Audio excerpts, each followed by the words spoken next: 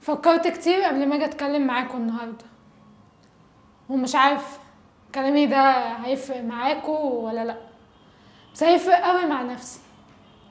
بصراحه مش عارفه ايه رد فعلكم، ومش فارق معايا اصلا. بس هو فارق معايا عشان انتوا تفرقولي. كتير ببقى في وسطكم، بس للاسف مش بحس بوجودي، او بمعنى اصح وجودي مش بيبقى فارق اصلا. كتير بندم اني نزلت او اني قعدت معاكم او اني خرجت معاكم الخروجه الفلانيه، لان بمعنى اصح محدش فيكم بيبقى حاسس او بيفكر انا مالي ساكته وسرحانه ومش بتكلم ليه.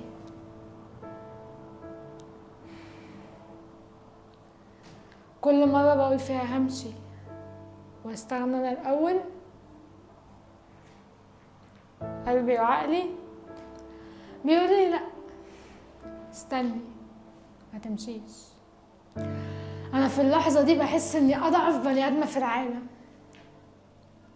مع اني بكون مقرره اني همشي ومخططه لكل حاجه، اروح فين واتكلم مع مين، ببقى مخططه لكل حاجه.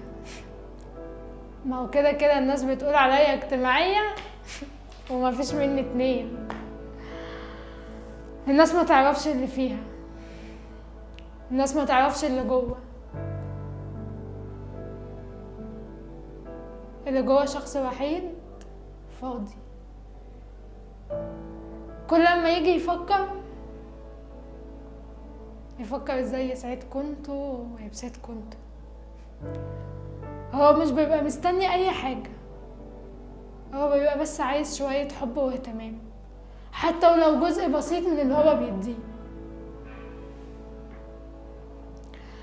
على فكرة انتوا احسن ناس في العالم، احسن ناس انا عشت معاها. بس هو في حاجة اتغيرت، في حاجة غلط.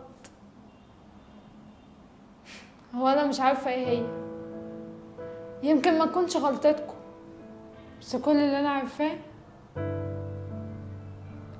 ان انتوا هتفضلوا بالنسبة لي سند.